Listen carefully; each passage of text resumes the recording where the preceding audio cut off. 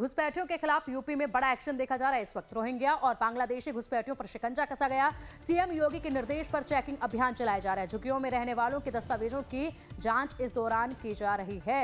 घुसपैठियों के खिलाफ एक बार फिर बड़ा एक्शन देखा जा रहा है। रोहिंग्या और बांग्लादेशी घुसपैठियों पर शिकंजा कसने की पूरी तैयारी है। इसी के तहत यह अभियान चलाया गया है। झुग्गियों में रहने वालों के दस्तावेजों की जांच की जा रही है। बता दें, इससे पहले दिल्ली में भी बिल्कुल ठीक इसी तरीके से दस्तावेज जांचे गए थे, बड़ा एक्शन लिया गया था। उसके बाद अब यूपी में भी एक्शन जो है वो देखा जा रहा है। रोहिंग्या और बांग्लादेशी घुसपैठिए जिनके पास यहां पर वैध कागजात नहीं है और जो फर्जी डॉक्यूमेंट बनाकर लंबे अरसे से यहां रह रहे हैं, उन लोगों की पहचान की जा रही है। उनके डॉक्यूमेंट जो हैं वो जांचे जा रहे हैं। टीमों का गठन किया गया है और ऐसी तमाम झुग्गियों में टीमें पहुंच रही हैं। यहां पर इनके तमाम डॉक्यूमेंट्स जो हैं वो चेक किए जा रहे हैं। उसके बाद यहां कुछ भी खामियां डॉक्यूमेंट्स में पाई जाती है तो आगे की कार्रवाई की जाएगी। अगर कोई भी अवैध तरीके से यहां पर पाया जाता है तो फिर उन पर कार्रवाई की जाएगी। रोहिंग्या और बांग्लादेशी घुसपैठियों पर ये शिकंजा कसने की तैयारी, इसको लेकर लगातार देश भर में मुहिम जो है वो देखी जा रही है। इससे पहले दिल्ली में हम देख चुके हैं और अब उत्तर प्रदेश में भी बिल्कुल ठीक यही कार्रवाई नजर आ रही है।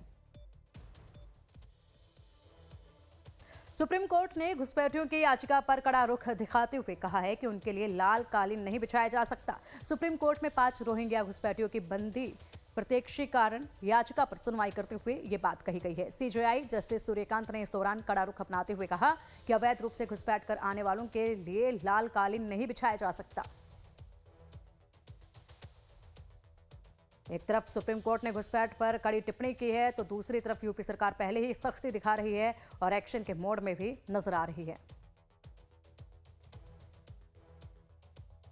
तो घुसपैठ पर सुप्रीम कोर्ट की ये कड़ी टिप्पणी, घुसपैठियों के खिलाफ कालीन नहीं बिछा सकते हैं। रोहिंग्या घुसपैठियों की याचिका पर सुनवाई हुई, जिस दौरान सुप्रीम कोर्ट की तरफ से ये बातें सामने आई हैं और अब कड़ा रुख जो है वो देखा जा रहा है। जो घुसपैठिए हैं, जो रोहिंग्या हैं, अब उन्हें भारत में बर्दाश्त नहीं किया जाएगा। कड़ा एक्शन होगा और ये एक्शन शुरू भी हो चुका है। अधिक जानकारी के लिए हमारे सहयोगी राजीव ओझा का रुख करेंगे। राजीव जी, क्या कुछ खासी जानकारी इसमें और निकलकर सामने आ रही है? देखिए, मुख्यमंत्री योगी आदित्यनाथ ने आज एक दिशा निर्देश जारी किया कि हर मंडल मुख्यालय पर डिटेंशन सेंटर बनाया जाए और सभी 17 नगर निकाय जो उत्तर प्रदेश में हैं, जो नगर निगम हैं, उनको निर्देश दिया गया है कि वो ऐसे घुसपैठियों की जो बांग्लादेशी हैं और रोहिंग्या हैं, उनकी सूची तत्काल कमिश्नर को और आईजी को सौंपी जाए। और आईजी और कमिश्नर की जिम्मेदारी तय की गई है कि हर मंडल मुख्यालय पर एक डिटेंशन सेंटर बनाएं और वहाँ उनको रखा जाए। और मुख्यमंत्री का निर्देश जारी होते ही पूरे प्रदेश में अभियान शुरू हो गया है। सभी जिलों में पुलिस नगर निगम में काम करने वाले सफाई कर्मचारियों की इसका सत्यापन कर रही है, उनके दस्तावेजों की जांच कर रही है कि वो किस तरह से हैं। यहाँ पर बांग्लादेश ज़्यादातर जो बांग्लादेशी और रोहिंग्या मुसलमान हैं वो खुद को असम या पश्चिम बंगाल का बताते हैं। कई बार उनके पास फर्जी दस्तावेज भी होते हैं इन प्रदेशों के।